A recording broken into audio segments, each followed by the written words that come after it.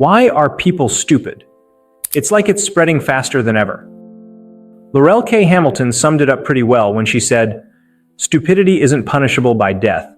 If it was, there would be a hell of a population drop." And she's not the only one who's thought about it. Throughout history, a lot of writers have touched on this topic, because let's face it, stupidity is a constant in human life. As Einstein said, two things are infinite: the universe and human stupidity. And I'm not sure about the universe. We tend to ignore stupidity, but it's responsible for more damage than we often realize. Dietrich Bonhoeffer once said that stupidity was more dangerous than evil, and he believed that it was stupidity, not evil, that played a key role in causing World War II. Margaret Atwood even went so far as to equate evil with stupidity, since both can be judged by the consequences they produce. But here's the real question: why are people so stupid? Carlo Cipolla, an Italian historian, tried to answer that in his short yet clever essay, The Basic Laws of Human Stupidity. Written in 1976, the piece wasn't meant for a mass audience. Cipolla initially shared it with just a few friends, not because it wasn't insightful, but because it had a tone that was playful, sarcastic, and a little irreverent. But even with all the humor, there's something sharp about it. Cipolla wasn't just making jokes. He was pinpointing a fundamental force that shapes society: human stupidity. Cipolla argued that if we want to understand the world better and protect ourselves from the harm that stupidity can cause, we need to learn to recognize stupidity when we see it, not to be cruel about it, but to see it clearly. To help us with that, Cipolla laid out 5 basic laws of human stupidity. But to really understand them, we first need to look at his categories of people and figure out which one we fit into.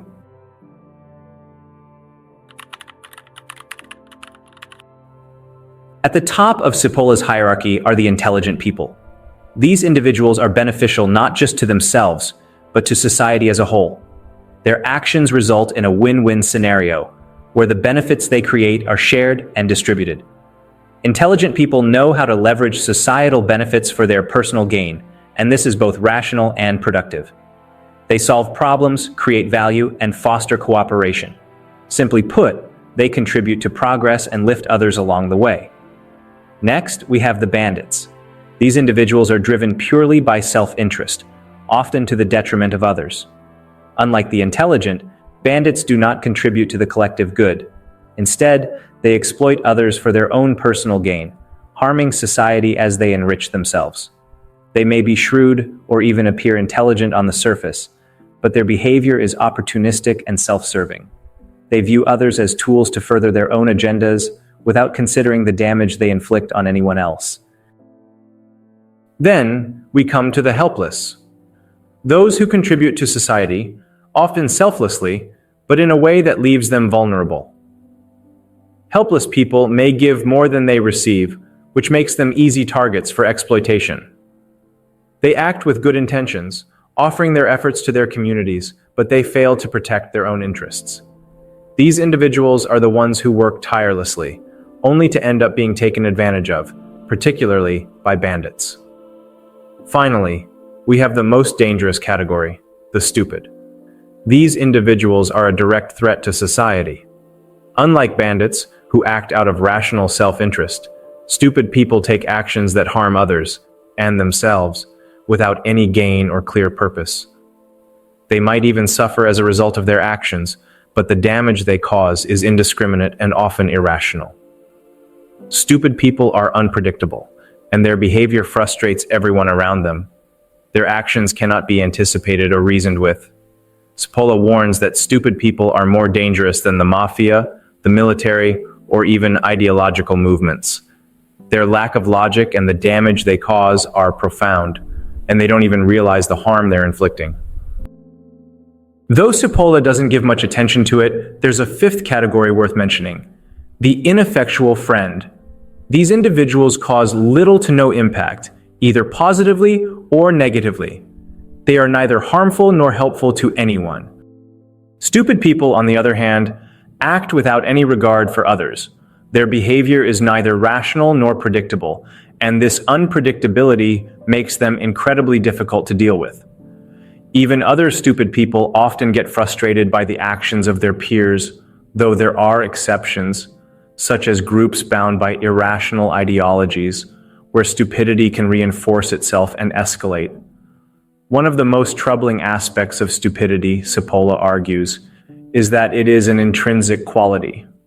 A person is stupid by nature, and there is no winning an argument or changing their mind because their actions defy logic. No matter how much evidence you present, the stupid will not be persuaded. This brings us to the core of Cipolla's warning. Stupidity is inherently dangerous because it cannot be reasoned with. And that's why Cipolla gives us 5 laws to help understand this and potentially navigate the chaotic world we live in.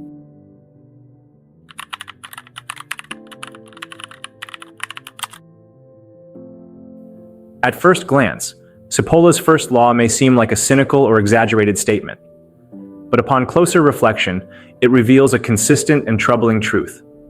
No matter how many stupid people you think exist around you, the actual number is always higher. This underestimation isn't due to poor math or bad statistics, but rather to flawed assumptions we make about intelligence. We often equate intelligence with external markers, education, profession, social status, and assume these traits protect someone from being stupid.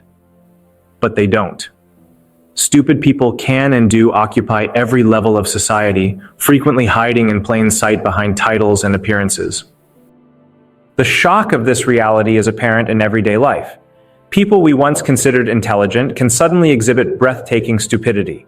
Over and over again, we encounter individuals whose senseless actions disrupt our lives, at work, in public, and even within our own circles of friends and family. These encounters aren't rare occurrences. They happen consistently and always catch us off guard. Cipolla deliberately avoids assigning a precise percentage to the number of stupid people in the population, because no matter how pessimistic the number, it will still fall short of the truth. Instead, he uses the Greek letter S, sigma, to represent the silent majority, an immeasurable constant that never fails to surprise, confuse, and frustrate us all.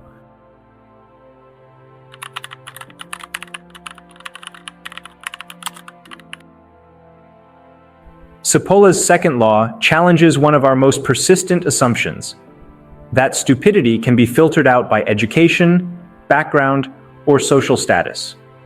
It cannot. According to this law, stupidity is an innate trait, one that transcends every possible demographic.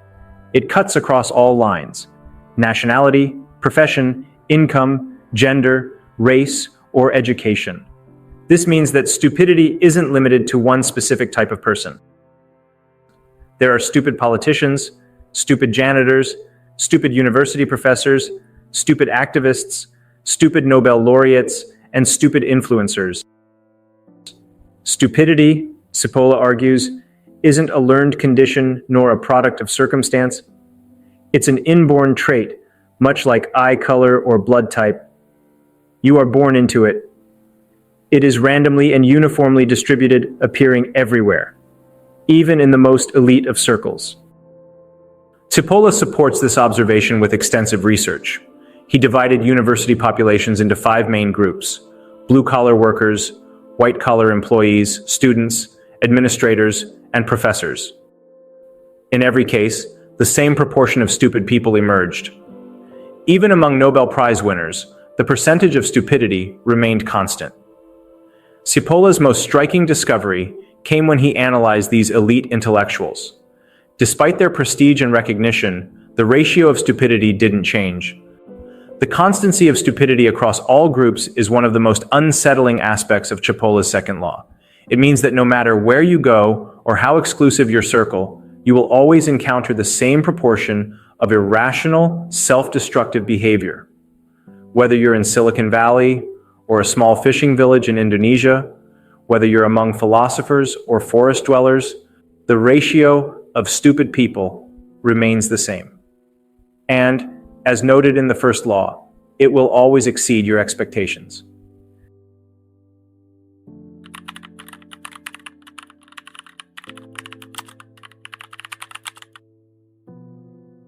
This is Cipolle's golden law, the core of his entire theory. A stupid person harms others without benefiting themselves. And in fact, they often hurt themselves in the process. This is what distinguishes stupidity from other forms of behavior. It's not about ignorance. It's not about malice.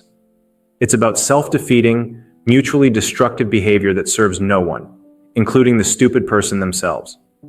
A bandit may rob you, but at least there's a motive. You can anticipate and plan for it. A stupid person? They might sabotage a meeting, delete files, or crash a system without reason or warning. You can't predict their actions because their behavior defies logic.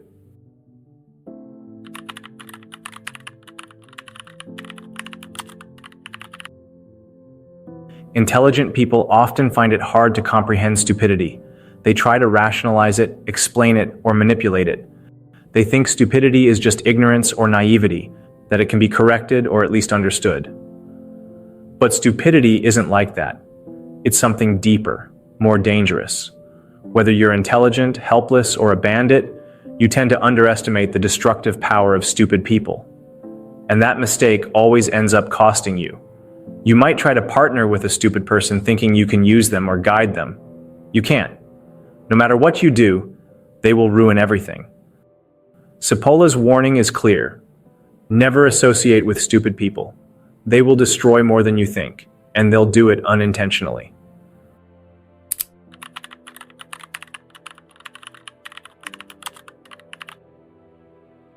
This is Cipolle's most famous law, and it has deeply troubling implications.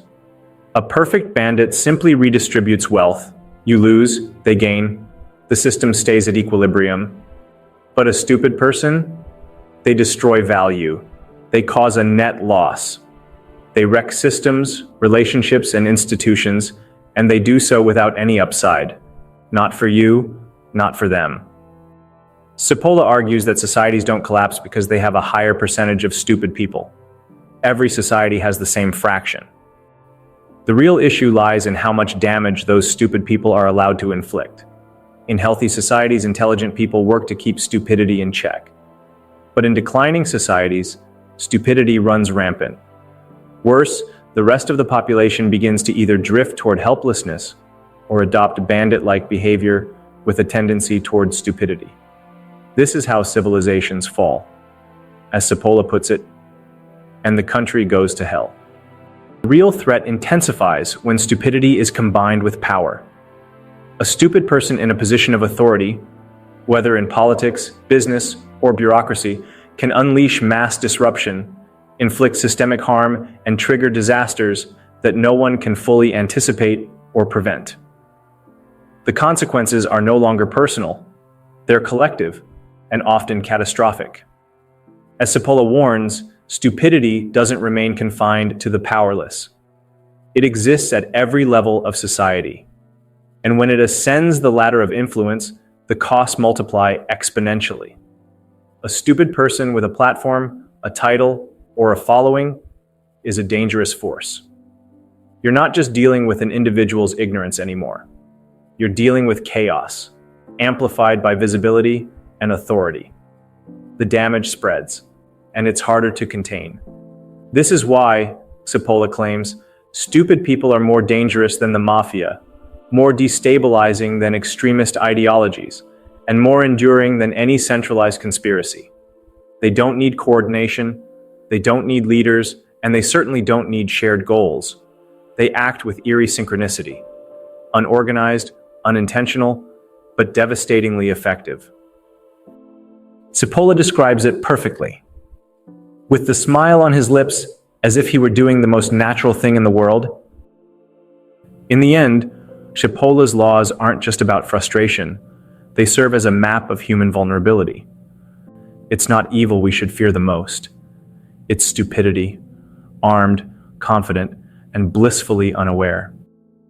As Friedrich Schiller once wrote, "Against stupidity, the gods themselves contend in vain."